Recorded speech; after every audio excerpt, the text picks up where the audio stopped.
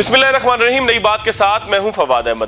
ناظرین، شوکت ترین صاحب نے فرمایا کہ پی ٹی آئی کی حکومت کے پاس کوئی معاشی پالیسی نہیں تھی. اس کا خمیازہ ہم نے بھگتا، پوری قوم نے بھگتا. پاکستان کی معیشت روز بروز تباہ و برباد ہوتی گئی. اب کیا صورتحال ہے؟ معیشت کیسے سنبھلے گی؟ کاروباری برادری کیا سوچتی ہے؟ معاملات کس طریقے سے ٹھیک ہوں گے؟ ہمارے ساتھ موجود ہیں ایف پی سی سی آئی کے صدر عرفان اقبال شیخ صاحب. انہی سے پوچھتے ہیں، اس کے بعد ادریس میمن صاحب کی طرف چلیں گے اور مزید کاروباری لوگوں سے بات کریں گے. شیخ صاحب، بہت شکریہ آپ کے وقت کا. عرفان صاحب، کیا مشکلات رہی ہیں آپ کو گزشتہ 3.5 سال؟ دیکھیں، ڈفرینٹ قسم کی جو نا ہمیں اس میں پرابلمز آئی ہیں. ہم چاہتے تھے کہ ایک پیکج ملے ہماری انڈسٹری کو.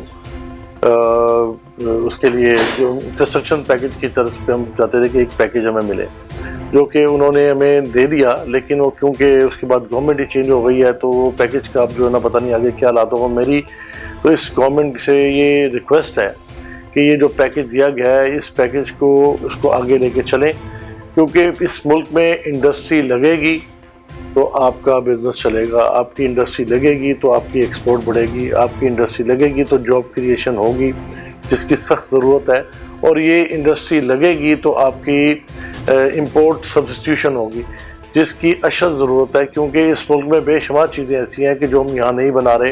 اور پھر جب آپ اس کو امپورٹ کرتے ہیں تو امپورٹ جب کرتے ہیں تو پھر آپ کے اوپر ایک برڈن آتا ہے. اور آپ دیکھتے ہیں کہ آپ کی امپورٹ اور اس کا ایکسپورٹ کا بہت بڑا گیپ ہے، جس گیپ کو کم کرنا سب سے پہلے زیادہ ضروری ہے. اچھا عرفان صاحب، آپ کو مشکلات کہاں پہ رہی؟ اگر پہلے مشکلات کی بات کر لیں، پھر کچھ بات ابھی اس حکومت کے حوالے سے بھی کر لیں گے. کہاں پر آپ کو ایسا محسوس ہوا کہ پاکستان میں کاروبار کرنا ان معاشی حالات کے اندر مشکل ہے، جب ڈالر ریٹ بھی جو ہے وہ بے قابو ہو، جب اسٹاک مارکیٹ کا کچھ نہ پتہ ہو، امپورٹس اور ایکسپورٹس کا معاملہ بھی جو ہے وہ غیر یقینی کا شکار ہو؟ کہاں پر آپ کو ایسا لگا کہ جہاں پہ وزیر خزانہ اس وقت کا خود یہ کہہ رہا ہو کہ ہمارے پاس کوئی پالیسی نہیں تھی، تو بغیر پالیسی کی چلتی ہوئی حکومت، معاشی پالیسی کے بغیر چلتی ہوئی حکومت کہاں پہ آپ کو مشکلات ایسی دیتی رہی کہ جس کی وجہ سے احساس ہوا ہو کہ پاکستان میں بزنس مشکل ہو رہا ہے؟ دیکھیں، ایکچولی پچھلے جو پہلے 2 سال تھے تو اس میں تو بہت زیادہ پرابلم تھی، کوئی اپنا پالیسی نہیں آ رہی تھی. لیکن آخری جو 1.5 سال گزرا ہے تو اس میں وہ چیزیں کچھ بہتری کی طرف آنا شروع ہو گئی تھی. انڈیکیٹرز بہتر تھے. اور اب جو ہے نا وہ تقریباً کہہ رہے تھے کہ جب کلوز کریں گے جون میں تو 5.3 جی ڈی پی ریٹ پہ ہم کریں گے کلوز. تو میں سمجھتا ہوں کہ اس وقت حالات کو تھوڑے سے ٹھیک جا رہے تھے، اتنے خراب نہیں تھے. لیکن آپ کا جو ڈالر ہے اس کی پرائسز بہت تیزی کے ساتھ بڑھی ہیں، آپ کے انٹرسٹ ریٹ بہت تیزی کے ساتھ بڑھے ہیں. اور میں جب اس کا تقابل کرتا ہوں کہ انٹرسٹ ریٹ آپ کا جب 12.25% یا اس سے پہلے 9.75% تھا، تو یہ جب آپ اس ریجن کے ساتھ تقابل کرتے ہیں تو آپ کا ملائیشیا 2% پہ ہے، چائنا 3.85% پہ ہے، آپ کا انڈیا 4% پہ ہے، آپ کا بنگلہ دیش 5% پہ ہے. تو ہم تو پہلے ہی 9.75 پہ زیادہ تھے. تو ہم تو کہتے رہے ہیں کہ جی انٹرسٹ ریٹ کو کم کریں تاکہ چیزیں جو ہے نا وہ بہتری کی طرف جائیں اور لوگوں کے لیے آسانی ہو اور لوگ اپنا انویسٹمنٹ کریں اور ساتھ بزنس انڈسٹری میں لگائیں پیسے. دوسری بات جو ڈالر آپ کا ہے، ڈالر آپ کا دیکھیں کس تیزی کے ساتھ بڑھا ہے. ڈالر کو کنٹرول نہیں کیا گیا، اس کو اوپن مارکیٹ کے ساتھ چھوڑا گیا. میں سمجھتا ہوں کہ اس کو اوپن مارکیٹ کے ساتھ نہیں چھوڑنا چاہیے تھا، اس کو کنٹرول کرنا چاہیے تاکہ آپ کے اوپر برڈن کم ہو. جب آپ کا 1 روپیہ گرتا ہے اس کے مقابلے میں ڈالر کے مقابلے میں تو 80 بلین روپیز کا فرق آتا ہے، آپ کے قرضہ جات میں اضافہ ہو جاتا ہے. مثال کے طور پہ اگر آپ کے 7 روپے کم ہوئے ہیں یا آپ کا روپیہ گرا ہے تو اس کا مطلب ہوتا ہے کہ 7 × 80 560 بلین روپیز جو نا آپ کا برڈن بن گیا، آپ کا قرضہ بڑھ گیا. تو یہ بہت ضروری تھا، یہ ڈالر کو کنٹرول کرنا بہت ضروری ہے. ڈالر بہت تیزی کے ساتھ بڑھا تھا جس کی ہمیں تشویش رہی ہے اس گورنمنٹ کے ساتھ. اور کچھ پالیسیز ایسی ہیں جو کہ کھل کے ہونی چاہیے، جو انویسٹر کے لیے بہت اچھی ہونی چاہیے. انویسٹمنٹ جو ہے نا وہ اس طرح سے جس طرح سے آنی چاہیے وہ اس طرح سے نہیں آ رہی تھی. ایف ڈی آئی جو ہے نا اس میں مسئلے تھے. لیکن اچھا تھوڑا سا جو ہے نا وہ مسائل کی بات تو ہم نے کر لی عرفان صاحب, آگے کی طرف چلتے ہیں. اب جو حکومت آئی ہے, ظاہر ہے کہ یہ اپنے آپ کو تجربہ کار کہتے ہیں اور تجربہ ہے بھی. ظاہر ہے مفتاح اسماعیل صاحب کی اگر ہم بات کریں تو ان کا اپنا تجربہ انڈسٹری کے اندر, کاروبار کے اندر, پاکستان کے اندر کاروبار میں ہے. اسحاق ڈار صاحب سے بھی جو ہے وہ کچھ لوگ ناراض بھی تھے اور کچھ ان کی پالیسی سے خوش بھی تھے, کم از کم انہوں نے ڈالر کو کہیں پر ایک جگہ روکا تھا. اب آپ توقع کیا کرتے ہیں اور آپ کیا سمجھتے ہیں حکومت کو 1 2 3 4 فوری سٹیپس کیا لینے چاہیے کہ جہاں پہ خرابی پیدا ہو رہی تھی اس کو ٹھیک کیا جائے؟ سب سے پہلے تو میری گورنمنٹ کے ساتھ ریکویسٹ ہے کہ جو آپ کا جو انٹرسٹ ریٹ ہے اس کو کم کیا جائے. انٹرسٹ ریٹ زیادہ ہونے سے آپ کمپیٹیٹیو نہیں رہتے اور آپ کی وجہ آپ پورے ریجن میں سب سے مہنگے ہو جاتے ہیں. پھر آپ کے جو بجلی ہے, آپ کی الیکٹریسٹی ہے, وہ بہت مہنگی ہو چکی ہے. اس کو نیچے لانا ہے ہم نے. یہ آپ کے لیے چیلنج ہوگا اس گورنمنٹ کے لیے. نمبر 3, یہاں پہ جو ڈالر کا ریٹ جو 181 ہے اس وقت, اس کو بھی نیچے لے کے جو بات کرتے ہیں کہ جی ہم 160 تک 165 تک لے کے آئیں گے, تو میرے خیال میں یہ آپ کے لیے, آپ کے ملک کے لیے بہت اچھا ہوگا. اس کے اوپر آپ نے فوکس کرنا ہے. تیسری بات کہ آپ کی جو پالیسیز آئیں گی, اب جو نیا بجٹ آئے گا, بجٹ بہت بڑا چیلنج ہوگا آپ کے لیے. اس بجٹ میں آپ نے جو سٹیک ہولڈرز ہیں اس کو ساتھ شامل کرنا ہے. آپ نے جو کہہ رہے ہیں کہ جی ہم بزنس ایک اکنامک کونسل بنا رہے ہیں, تو میں سمجھتا ہوں کہ اس اکنامک کونسل کے درمیان آپ کے وہ بندے بھی آنے چاہیے جو بزنس کمیونٹی سے ہوں, اور خاص طور پہ جو آپ کی فیڈریشن آف پاکستان ہے اس کو آپ نے لوپ میں ضرور لینا ہے, کیونکہ ہم نے اس کے اوپر بہت زیادہ ورکنگ کی ہے. اس بار جو ہم نے بجٹ پروپوزل بنائی ہے وہ ہم نے اس کے اوپر یہ کیا ہے کہ آپ کو ہم نے ہر چیز کا ایشوز پہلے بتائیں کہ ایشو کیا ہے, اور پھر اس کا ریکومنڈیشن کیا ہے, اور پھر اس کی امپلیمنٹیشن کا طریقہ کیا ہے. کیونکہ گورنمنٹ جو ہے نا اس کو پتہ نہیں ہوتا, ان کا طریقہ کار ہے کہ جی ریونیو جنریشن کے اوپر رہتے ہیں, اور وہ خاص طور پہ ایف بی آر اس چیز کے اوپر ہوتا ہے کہ کسی طرح سے ریونیو کی لاس نہ ہو جائے. بھائی ریونیو کا لاس تو بالکل ٹھیک ہے اب نہ ہو, بٹ آپ پالیسیز تو ٹھیک کریں جو لانگ ٹرم چلیں.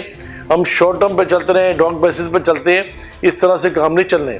دیکھیے آپ کی الیکٹریسٹی کی پالیسی جو ہے نا اس کو بھی چینج کرنا پڑے گا, ہمیں لانگ ٹرم پلاننگ بھی ساتھ کرنی پڑے گی, ہمیں ڈیم بھی بنانے پڑیں گے, ہمیں ساری چیزوں کو ساتھ لے کے چلنا ہے. یہ اس کے بغیر آگے گزارا نہیں ہے. پھر اس کے بعد رینیویبل انرجی جو آپ کی ہے, آپ نے اس کے اوپر پوری ورکنگ کرنی ہے اور اس کو آگے لے کے چلنا ہے, کیونکہ پوری دنیا میں اس وقت یہاں تو ہائیڈرو ہے, یا آپ کا سولر ہے, یا آپ کا ونڈ ہے. ہم نے ان تینوں کے اوپر کام کرنے ہیں. باقی بکاس اور دوسرا جو ہے نا وہ تو ایک چھوٹا سا اس میں ہے, اس میں بھی کام ہو سکتا ہے, لیکن یہ 3 مین اپنا کمپوننٹ ہے جس کے اوپر ہم نے دیکھنا ہے اور اس کے اوپر ورکنگ کرنی ہے اور آگے اسی کو لے کے چلنا ہے. کیونکہ پیٹرولیم کے اوپر آپ بیس نہیں کر سکتے. پیٹرول مہنگا ہو جاتا ہے, آپ کی پوری اکانومی کے اوپر اس کی اپنا زد میں آ جاتی ہے آپ کی اکانومی, اور چیزیں مہنگی ہوتی جاتی ہیں. انفلیشن ایک بہت بڑا چیلنج ہے اس گورنمنٹ کے لیے. انفلیشن جو ہے نا اس کو کنٹرول کرنا بہت ضروری ہے, کیونکہ یہ پبلک کی, عوام کی, سب کی ڈیمانڈ ہے کہ چیزیں سستی ہوں. تو یہ بہت بڑا چیلنج ہوگا اس گورنمنٹ کے لیے. آخری 1.5 منٹ رہ گیا, میں چاہوں گا کہ آپ ٹیکس کے جو معاملات گزشتہ حکومت کے دور میں جو آپ سمجھتے تھے کہ غلط چیزیں ہوئیں, وہ اس حکومت میں کیسے ٹھیک کی جائیں, ٹیکسیشن کے اگر گرد آپ گھومیں تو؟ دیکھیں اس میں سب سے پہلا جو کام گورنمنٹ کو کرنا ہوگا وہ اس کے آپ کی جو ٹیکس بیس ہے نا اس کو بڑھانا ہوگا. آپ ٹیکس بیس کو جب تک نہیں بڑھاتے, جب تک آپ کی ٹیکس بیس نہیں بہتر ہوتی, تب تک آپ کے مسائل رہیں گے. کیونکہ آپ کے 3 ملین آپ کے ٹیکس پیئر ایسیز ہیں, اور جس میں سے 0.5 ملین جو ہے نا جو ٹیکس ریٹرن ہی نہیں دیتے. پھر 1 ملین ایسے ہیں جو کہ آپ کے 0 ریٹ پر دیتے ہیں, اور پھر آپ کے 1 ملین وہ ہیں جو تقریباً دیتے ہیں 50,000 تک, اور پھر اس کے بعد آپ کے پاس 5 ملین کے قریب آتا ہے جو ٹیکس گزار ہے, اور اس میں سے بھی 500 کمپنیز ہیں جو مین 70% یا 60 سے 70% ٹیکس وہ دیتی ہیں کمپنیز. تو میں سمجھتا ہوں گورنمنٹ کو سب سے پہلے براڈنگ آف بیس جو ہے نا اپنی اس کے اوپر زور دینا ہے, لوگوں کو اس میں شامل کرنا ہے. اور کوئی بزنس بھی ہو بغیر رجسٹریشن کے کوئی کاروبار نہیں کر سکتا. اس بیس کے اوپر اب چلنا ہے تاکہ سب لوگ اس میں شامل ہو سکیں, سب اپنا کنٹریبیوٹ کریں, تو اس ملک میں ریونیو بھی اکٹھا ہوگا. دیکھیے آپ کی 220 ملین آپ کی اکانومی اپنا پاپولیشن ہے, آپ کے ٹیکس پیئر کتنے ہیں 3 ملین. دیٹ مینس کہ یہ تقریباً کوئی 1.5% کے قریب ہے آپ کی آبادی کا. اگر 1.5% آپ کی آبادی ٹیکس دے گی تو کیسے گزارا چلے گا؟ پوری دنیا میں 8, 9, 10% سے کم کہیں نہیں ہے.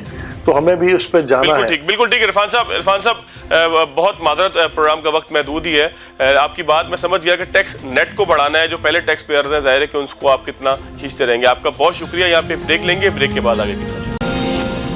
ब्रेक के बाद एक मरतबा फिर खुश आमदीद। हमारे साथ मौजूद हैं इदरीस मेमन साहब, कराची चैम्बर के प्रेसिडेंट हैं। इदरीस साहब, वजीर खजाना, साबिक वजीर खजाना खुद एतराफ़ कर रहे हैं कि हमारे पास कोई माशी पॉलिसी नहीं थी। जाहिर है कि उस पॉलिसी ना होने का नतीजा ये निकलना था कि बहुत सी मुश्किलात आई होंगी।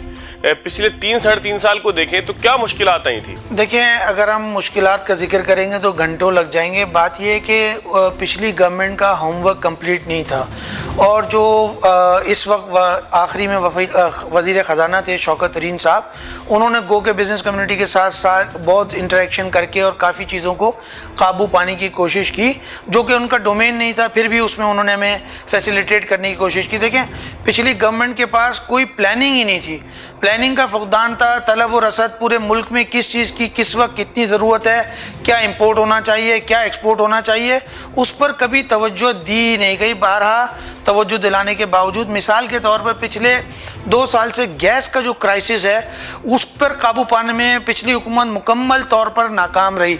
जो पिछले साल का तजर्बा था उसको देखते हुए हमने 30 सितंबर को एक मुलाकात की, जिसमें हमाद अजहर साहब भी मौजूद थे, रज़ाक दाऊद साहब भी थे, शौकत तरीन साहब भी थे, और हमने जहां बहुत सारी चीज़ों पर बातचीत की, उसमें मेन हमारा टॉपिक ये था कि आने वाले दिनों में गैस का क्राइसिस हो जाएगा, और पिछले साल बड़ी मुश्किल से इस पर काबू पाया गया था। तो हमने निशानदेही की कि 2 शिप लोड्स स्पॉट वैल्यू पर और मंगा लिए जाएं, ताकि विन विन सिचुएशन हो, कारोबार भी चलता रहे, डोमेस्टिक में भी प्रॉब्लम ना हो, और तमाम चीज़ों पर बात की गई।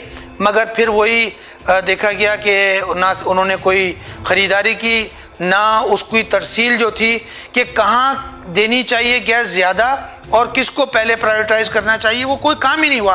देखिए, कराची जो है, एक चीज बताइएगा कि आपको क्या लगता है कि समझ नहीं थी इस पूरे सिस्टम की, मामलात की समझ नहीं थी कि कारोबार चलना चाहिए, किसको गैस देनी चाहिए, या मजीद कोई और मामला था, नाअहली का मामला था, या शौक नहीं था काम करने का? आप क्या समझते हैं आखिर मसला क्या था? समझ नहीं थी काम की? देखें, कराची के साथ पिछली गवर्नमेंट का डिस्क्रिमिनेटरी एटीट्यूड रहा है, जिसका हमने बारहा जो है मीडिया के ज़रिए इजहार भी किया, और फिर जब सदर पाकिस्तान जब कराची चैम्बर तशरीफ़ लाए थे तब भी हमने इस बात की निशानदेही की, और उन्होंने कहा कि इतराफ़ किया कि कराची को निगलेक्ट किया जाता रहा है, लेकिन आइंदा कोशिश करेंगे कि वो लूप में रहें और काम करें। गवर्नर सिंध ने कई बार इसका इजहार किया कि वज़ीर तवानाई उनका फ़ोन नहीं उठाते और वो कोई काम जो उनसे कहा जाता है वो नहीं करते। आफ्ताब सिद्दीकी ने ख़त लिखा, तो ये मैं समझता हूँ कि कॉम्पिटेंसी नहीं थी और उनका एटीट्यूड डिस्क्रिमिनेटरी था, और उनका जो मुझे ज़्यादा इंटरेस्ट लगा वो लाहौर का मेयर बनने में था, इसलिए उन्होंने उस तरफ ज़्यादा फोकस किया। देखें, होना क्या चाहिए, पूरा पाकिस्तान जो पूरा मुल्क है, और कराची जो है 67% रेवेन्यू जनरेट कर रहा है, इसके अलावा 54% जो बरामदात हैं वो कराची से हो रही हैं।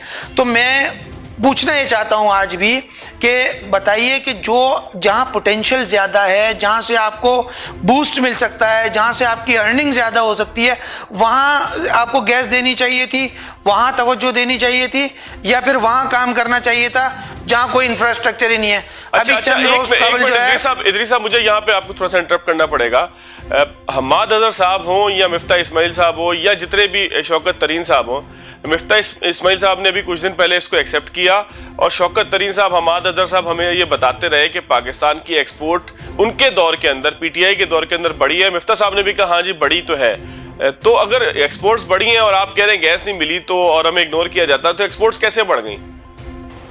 देखें, ये तो आपकी खुशकिस्मती है, ये एक बड़ा तवील सवाल है, मेरी पूरी बात आप सुन लीजिएगा कि एक्सपोर्ट बढ़ी है।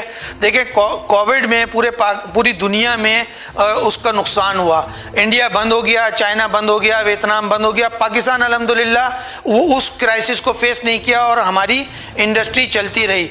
तो हमारा जो उनके बंद होने की वजह से ऑर्डर्स हमें मिलने लगे और हमने उसको फुलफिल भी किया। अब अगर गैस हमें मिल जाती, देखें, अगर 54% एक्सपोर्ट कराची कर रहा है, 67% टैक्स जनरेट कराची कर रहा है, तो गैस कराची को मिलनी चाहिए थी, या ना कि पेशावर को या फैसलाबाद को या सियालकोट को या वहाँ मिलनी चाहिए थी। फिर आप ये देखें कि कराची में इंफ्रास्ट्रक्चर ना होने के बावजूद जो एक्सपोर्ट में इजाफा हुआ वो 26% कराची से हुआ। تو ہم نے 12 گزارش کی حکومت سے کہ انفراسٹرکچر پر توجہ دے دی جائے، اور جس ریٹ میں پورے ملک میں RLNG دی جا رہی ہے، کیپٹیو پاور کو جس ریٹ میں دی جا رہی ہے کراچی کو بھی اس میں دے دی جائے، اور جو انڈسٹری ایکسپورٹ اورینٹڈ انڈسٹری ہے اس کو جس ریٹ میں پورے پاکستان میں دی جا رہی ہے سوئی ناردرن کو دی جا رہی ہے، اور یہ فیصلہ ہوا کہ اکراس دا بورڈ اسی ریٹ پہ دی جائے گی عمر ایوب کے زمانے میں۔ لیکن آپ نے دیکھا کہ ہمیں اس ریٹ میں نہ RLNG دی گئی، نہ کیپٹیو پاور کو دی گئی، اور نہ ہی ایکسپورٹ اورینٹڈ جو ہماری انڈسٹریز ہیں ان کو دی جائے، بلکہ ہمیں تو دی نہیں گئی۔ اور جو ہماری سندھ سے گیس نکلتی ہے آرٹیکل 158 کے تحت وہ ہمیں ملنی چاہیے تھی، وہ بھی چوری کر کے اور آئین کی خلاف ورزی کرتے ہوئے SNGPL کو ایلوکیٹ کر دی گئی۔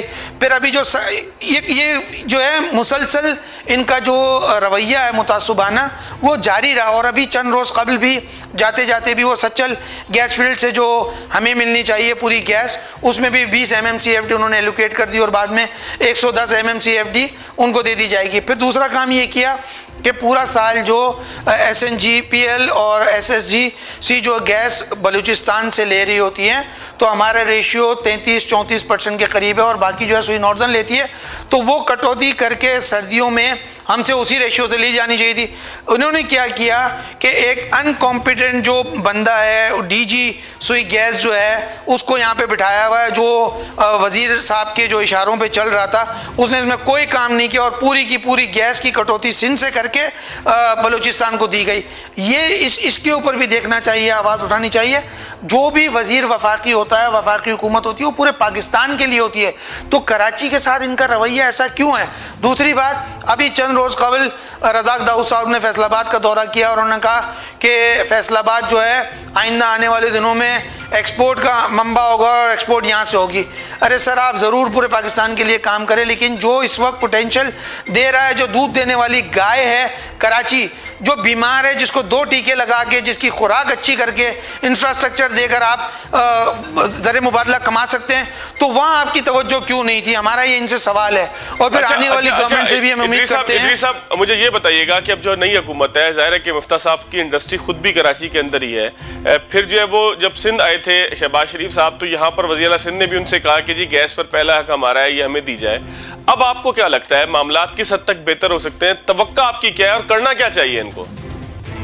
دیکھیں، بات یہ ہے کہ یہ تو پری میچور ہے کچھ کہنا، لیکن جو 2-3 دنوں میں گورنمنٹ کی ڈائریکشن نظر آ رہی ہے، اگر انہوں نے کام نہیں کیا تو ان کے پاس کوئی چانس نہیں ہے، اور ٹائم بہت کم ہے، 1.5 سال، اور چیلنجز بہت ہیں۔ زر مبادلہ کے ذخائر آپ کے کم ہو رہے ہیں، امپورٹ بڑھتی جا رہی ہے، ٹریڈ آفس بڑھتا جا رہا ہے، تو اس کا واحد حل معیشت کا پہیہ چلنے میں ہے، اور معیشت کا پہیہ جب چلے گا جب تمام اسٹیک ہولڈر کے ساتھ بیٹھ کر باہمی مشاورت کے ساتھ کام کیے جائیں گے، اور جہاں جو چیز ضروری ہے اور بر وقت فیصلے کرنے پڑیں گے۔ اگر ایسا نہیں ہوا تو میں نہیں سمجھتا کہ یہ لوگ بھی سروائیو کر پائیں گے۔ لیکن جو ہمیں 2 دن میں ہماری ان سے بات چیت چل رہی ہے اور ہم کو لوپ میں لیا جا رہا ہے، تو ہم امید کرتے ہیں کہ یہ آنے والے دنوں میں بزنس کمیونٹی کے ساتھ بیٹھیں گے، اور جو بھی ہماری جائز ڈیمانڈ ہے اس کو پوری کریں گے۔ جو ہماری پرابلمز ہے، جو ہم فیس کر رہے ہیں، جو سیل ٹیکس کے حوالے سے ہے، انکم ٹیکس کے حوالے سے ہے، شناختی کارڈ کے حوالے سے ہے، جو ہم نے دی ہوئی تھیں اور انہوں نے بھی ہم سے مانگنا شروع کر دی ہے۔ میں نے کل ہی مفتاح اسماعیل صاحب کو بجٹ پروپوزل بھیجے ہیں، اور انہوں نے اس کے ساتھ ساتھ پرائم منسٹر ہاؤس سے بھی آج ہم سے ہمارے پروپوزلز منگوا لیے گئے ہیں، اور جو FBR کا عملہ ہے ان کو ہم نے پہلے دے دیے تھے، لیکن ابھی دوبارہ تیزی آ گئی ہے کہ ان تمام باتوں پر کیسے قابو پایا جا سکے۔ اور جس طرح بات ہو رہی ہے، بتا دیجیے گا، ایک آدھ منٹ آخری ہے، میں چاہوں گا آپ پورا اس پہ کمنٹ کر دیں۔ FBR کا رویہ کیسا رہا ہے آپ سے پچھلے 3-3.5 سال؟ اب آپ ان سے کیا توقع کرتے ہیں؟ FBR کو کیا کرنا چاہیے پاکستان کے ٹیکسیشن کے سسٹم کو بہتر کرنے کے لیے؟ دیکھیں، رویے کے حوالے سے میں کہنا چاہتا ہوں کہ شوکت ترین صاحب جب سینیٹر بن گئے اور وہ انہوں نے ساری باتیں ہم سے ایگری کر لیں، جو ایگری ہو گئیں ان پر بھی عمل درآمد نہیں ہوا۔ شناختی کارڈ کی شرط کے لیے جب ہم نے کہا کہ ہم 3% ایڈیشنل چارج دے دیتے ہیں تو پھر شناختی کارڈ کی شرط ختم ہو جانی چاہیے۔ یہ 30 ستمبر کو ہماری meeting FBR ministry of finance کے دفتر میں ہوئی، اور انہوں نے اس بات کو ایگری کیا۔ اس کے ساتھ ساتھ بہت ساری چیزوں کو ایگری کیا کہ اس کو کر لیا جائے گا، لیکن اس کی امپلیمنٹیشن نہیں ہوئی۔ ہم کوئی بھی کام کام کر لیں, کوئی بھی بات کر لیں, اگر اس پر امپلیمنٹیشن نہیں ہوگی یا ڈیلے ہوگا امپلیمنٹیشن میں تو ہم سروائیو نہیں کر سکیں گے. ہماری حالت اس وقت جو ہے, ہم آئی سی یو میں, آپ سمجھ لیں وینٹیلیٹر پر ہیں, اور سری لنکا کی حالت ہمارے سامنے ہے. تو ہمیں چاہیے کہ ہم بر وقت فیصلے کر لیں اور بیٹھ کے پوری ایمانداری کے ساتھ جو صحیح باتیں بزنس کمیونٹی کے اسٹیک ہولڈرز لوگ بتا رہے ہیں, تو ہم نے 70 سال تجربات کر کے دیکھ لیا. اب جو کمیونٹی جو سلوشن بھی بتا رہی ہے اور پرابلم بھی بتا رہی ہے, اگر ہم نے ان کی بات مان لی اور اس حکومت نے وہ کام کر لیا تو انشاءاللہ تعالی آنے والے دنوں میں ہم اس کرائسس سے نکل جائیں گے. چلیں, بہت شکریہ. عزیز میمن صاحب ہمارے ساتھ موجود تھے. ان کی خواہش بھی یہی تھی, ان کی امید بھی یہی تھی کہ ہم کرائسس سے کسی نہ کسی طرح نکل جائیں گے. ایک بریک لیتے ہیں, بریک کے بعد آگے کی طرف چلتے ہیں.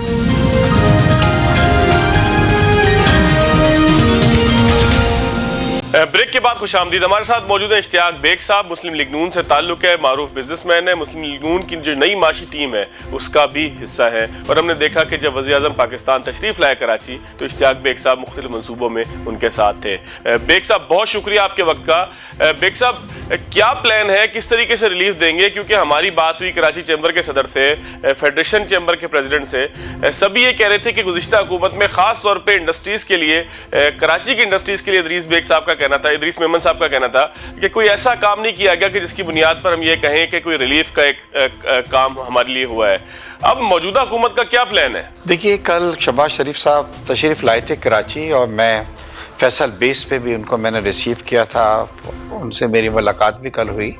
میں ایک چیز آپ کو بتانا چاہتا ہوں, کیونکہ میری ایک ایسوسیشن رہی ہے شہباز شریف صاحب سے, اور اس سے پہلے بھی جب وہ کراچی آتے تھے تو ہمیشہ گھر پہ وغیرہ پہ آتے تھے. He is a soft corner for Karachi, اور وہ کراچی کے لیے کچھ کرنا چاہتے ہیں, اور اب ہمیشہ وہ یہی کہتے تھے کہ جی میں کراچی کو لاہور بناؤں گا. اور کل آپ نے دیکھا ہے کہ جب یہاں پہ پہنچے ہیں تو ڈسپائٹ کہ بہت شارٹ یہ ان کا ٹرپ تھا, اور مین اس کا مقصد یہ تھا کہ وہ قائد کے مزار پہ جا کے حاضری دینا چاہتے تھے. وہ چیف منسٹر صاحب سے بھی ملاقات کی انہوں نے, اور منصوبوں کے بارے میں دریافت کیا اور احکامات بھی کیے. آپ کو یہ سن کے بڑی خوشی ہوگی کہ کل گرین جو بس لائن تھے ہماری جو ہے اس کا منصوبہ جو ہے زیر بحث آیا, اور انہوں نے کہا کہ اس کے ساتھ جو ریڈ ہے اس کو بھی ہم کر سکتے ہیں. K4 کے منصوبے کے بارے میں انہوں نے یہ کہا کہ جو رک چکا ہے K4 کا منصوبہ, مجھے بتلائیں کہ کتنی فنڈنگ سینٹر سے ہوگی, وہ میں کرنے کو تیار ہوں. کراچی کے لیے کچھ اضافی بسز کی ضرورت تھی, اس میں 50% انہوں نے کہا. دیکھیے, شہباز شریف صاحب ایک ڈوئر ہیں, اور آپ نے ان کو دیکھا ہے کہ انہوں نے لاہور کی حالت کس طرح بدلی تھی. میں آپ کو یقین دلاتا ہوں کہ انشاءاللہ آپ دیکھیں گے کہ کراچی کے اندر بہت تبدیلیاں آئیں گی اور اچھے منصوبے بھی یہاں پہ آئیں گے.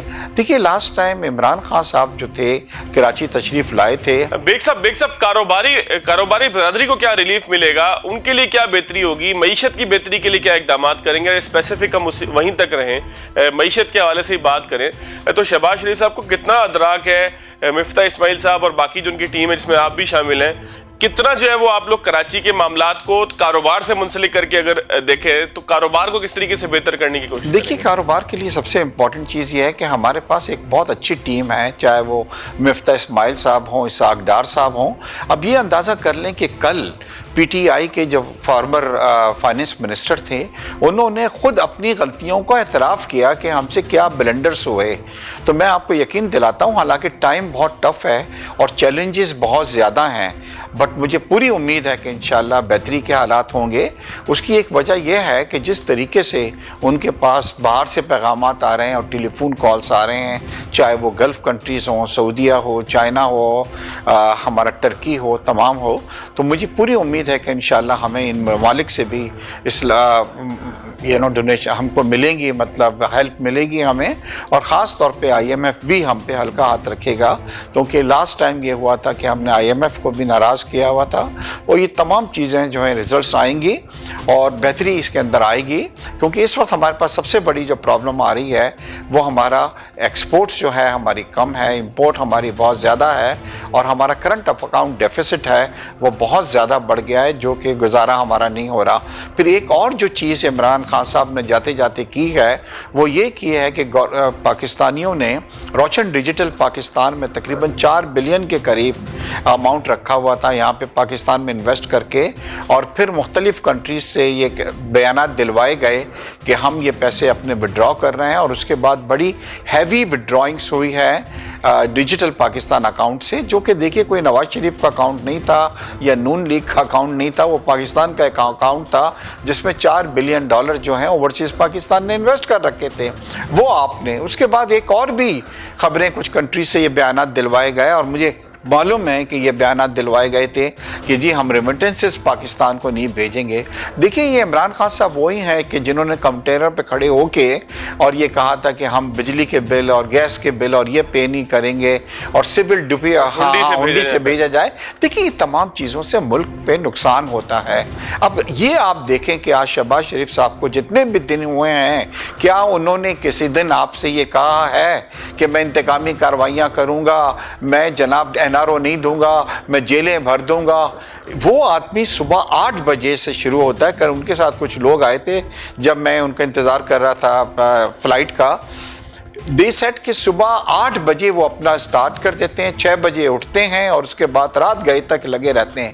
دیکھیے ہارڈ ورک ہمیشہ ریزلٹس لاتا ہے، اور مجھے سب سے بڑی امید یہ ہے کہ انشاءاللہ ہماری بہتری آئے گی، کیونکہ ہم آئسولیٹ ہو کے رہ گئے تھے، ہم نے یورپین یونین کو بھی ناراض کر دیا تھا۔ بیگ صاحب ترجیحات کیا ہوں گی؟ 1 2 3 4 5 شروع میں کیا کام کریں گے؟ ظاہر ہے کہ اب کام کرنے کا وقت آ گیا، شروع کہاں سے کریں گے؟ دیکھیے شروع میرے خیال ہے کہ سب سے پہلی چیز جو ہے وہ ہماری جو بیلنس ہے بہت زیادہ بڑھ گیا ہے، امپورٹ کا اور ایکسپورٹ کا کرنٹ اکاؤنٹ ڈیفیسٹ جو ہے ہم نے کسی طرح اس میں وہ کرنی ہے۔ دوسری چیز یہ ہو رہی ہے کہ جو اماؤنٹ ہم نے سعودیہ سے، یو ای سے، چائنا سے رکھا ہوا تھا وہ گرانٹ نہیں تھی، لون نہیں تھا، بلکہ وہ ہم نے لے کے رکھا تھا تاکہ ہم اپنے ڈپازٹس کو اوپر دکھائیں۔ ان سے آلریڈی بات چیت شروع ہو گئی ہے، اور تقریباً وہ تمام کنٹریز جو ہیں وہ راضی ہو گئے اس چیز کے لیے کہ ہم کو اس میں بھی ایکسٹینشن دے دیں گے۔ آپ کو یہ سن کے بھی بڑی خوشی ہوگی کہ IMF جو ہے انشاءاللہ وہ بھی پاکستان کے اوپر ہلکا ہاتھ رکھے گا، اور جو انہوں نے سختی کی ہوئی تھی ایبسولوٹلی ناٹ کی وجہ سے۔ دیکھیے IMF کیا ہے؟ IMF کے پیچھے امریکہ ہے۔ جب آپ امریکہ کو ناراض کرتے ہیں تو پھر وہ ہمارا بازو کو جو ہیں وہ کیا کہتے ہیں ٹائٹ کرتے ہیں، اور اس سے زیادہ پھر ہمارے پرابلمس ہوتی ہیں۔ اسی طرح FATF کے اندر بھی آپ دیکھیں گے کہ انشاءاللہ بہتری آئے گی، کیونکہ ہم ہر ایک کے ساتھ یہ اچھے تعلقات رکھنا چاہتے ہیں۔ ہم یہ نہیں چاہتے کہ ہم امریکہ کو اکیوز کر دیں، ہم یورپین یونین کو یہ کہہ دیں کہ ہم تمہارے سفیر کو واپس کر دیں گے، ہم ان کے سفیروں کو یہ کہہ دیں کہ جی آپ کیا سوچتے ہیں کہ میں آپ کی باتوں کو سنوں گا۔ تو پولیٹکس کے اندر جی بڑا سافٹ ایک لہجہ لے کے چلنا پڑتا ہے۔ تو مجھے پوری امید ہے کہ شہباز شریف صاحب از دا رائٹ پرسن ناؤ، اور آپ دیکھیں گے کہ حالات کے اندر بہتری آئے گی۔ اور سب سے بڑا جو چیلنج ہے شہباز شریف صاحب کا، وہ ہمیشہ یہ کہتے ہیں کہ کسی طریقے سے میں چاہتا ہوں کہ قیمتوں کے اندر جو ہے وہ کمی آئی جائے۔ اور آپ نے 2 چیزیں دیکھی ہیں کہ ڈالر دیکھیے خود بخود، اور آج آپ کو میں ایک خوشخبری سنا دوں کہ ڈونٹ بی سرپرائز کہ فردر ڈالر جو ہے وہ نیچے آئے گا، اور ہم انشاءاللہ 175 اور 170 کے اوپر چلے جائیں گے۔ اسی طرح اسٹاک ایکسچینج کو دیکھ لیں، اس میں ہم نے کوئی چیز تو نہیں کی نا۔ جب آپ کا کمیونٹی جو ہوتی ہے، بزنس کمیونٹی کا، انویسٹرز کا آپ کے اوپر جو ہے وہ اعتماد بڑھتا ہے، تو اس کے اندر یہ تمام چیزیں بہتری ہونا شروع ہو جاتی ہیں۔ مگر خدا رہا میں PTI کے لیڈرشپ کو یہ کہوں گا کہ پاکستان کے اس سے معیشت سے مت کھیلیں، لوگوں کو پھر یہ اس چیزوں پہ نہیں اکسائیں کہ آپ پاکستان ریمیٹنسز بھیجنا ختم کر دیں، آپ پاکستان سے بہت شکریہ اشتیاق بیگ صاحب، بہت شکریہ۔ پروگرام کا وقت ناظرین ختم ہوتا ہے، آج کے لیے اتنا ہی، اگلے پروگرام تک اجازت دیجیے، اللہ حافظ۔